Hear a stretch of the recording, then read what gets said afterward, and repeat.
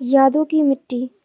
बरसों बीत गए थे दिल्ली की उन ऊंची इमारतों और दफ्तरों की थका देने वाली फाइलों के बीच खुद को खोते हुए। आज जब बरसों बाद अपने गांव लौटी तो जैसे वक्त का पहिया पीछे घूम गया। जैसे ही मैंने दिल्ली की ट्रेन से उतरकर पटना की धरती पर कदम रखा, वहाँ की मिट्टी की सौंधी खुशबू ने मेरा स्वागत किया। पटना की वो धरती, वो अपनापन, ऐसा लगा जैसे मैं वापस अपने वजूद से जुड़ रही हूँ। स्टेशन से गांव की तरफ बढ़ते हुए रास्ते के दोनों तरफ फैली हरियाली देखकर मन को अजब सुकून मिला। खेतों में लहलहाती फसलें और हर तरफ बिखरा हरा रंग जैसे आंखों को ठंडक दे रहा था। शहर में तो बस कंक्रीट और शोर था, पर यहाँ एक अनोखी शांति थी। गांव के लोग अभी भी अपने कामों में उसी तरह मग्न थे जैसे उन्हें किसी अंधी दौड़ का हिस्सा नहीं बनना था। धीरे धीरे चलते हुए मैं अपने पुराने घर के सामने जा खड़ी हुई। पर ये क्या, मेरा बचपन का वो मिट्टी का घर अब वैसा नहीं था।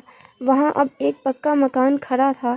सब कुछ बदल चुका था, शायद इसलिए क्योंकि मैं भी अब वो छोटी सी लड़की नहीं रही थी जो मिट्टी में खेला करती थी। मैं अब बड़ी हो चुकी थी, शहर में नौकरी करती थी, पर मेरा बचपन आज भी वहीं कहीं भटक रहा था। मेरी नज़र उसी पुराने पेड़ पर पड़ी जिसके नीचे बैठकर मैं मिट्टी के घर बनाया करती थी। वो पेड़ अब बहुत बड़ा और घना हो चुका था, ठीक मेरी तरह। उस पर लगे सुंदर फूल देखकर मुझे अपने वो नन्हे मुन्ने दोस्त याद आ गए जिन्हें लेकर मैं फूलों की माला बनाया करती थी। हम कितनी मासूमियत से उन फूलों से खेलते, हंस हंस कर एक दूसरे को वो मालाएं पहनाते और पूरा दिन बस खुशियों में बीत जाता था। वहीं पास की वो फूलबाड़ी, जहाँ जाना, चोरी छुपे फूल तोड़ना और फिर माली काका के डर से भागना, वो सब आज भी मेरे आंखों के सामने एक फिल्म की तरह चलने लगा। वो हंसी मजाक, वो छोटी छोटी शरारतें अब एक सुनहरी याद बनकर रह गई थी।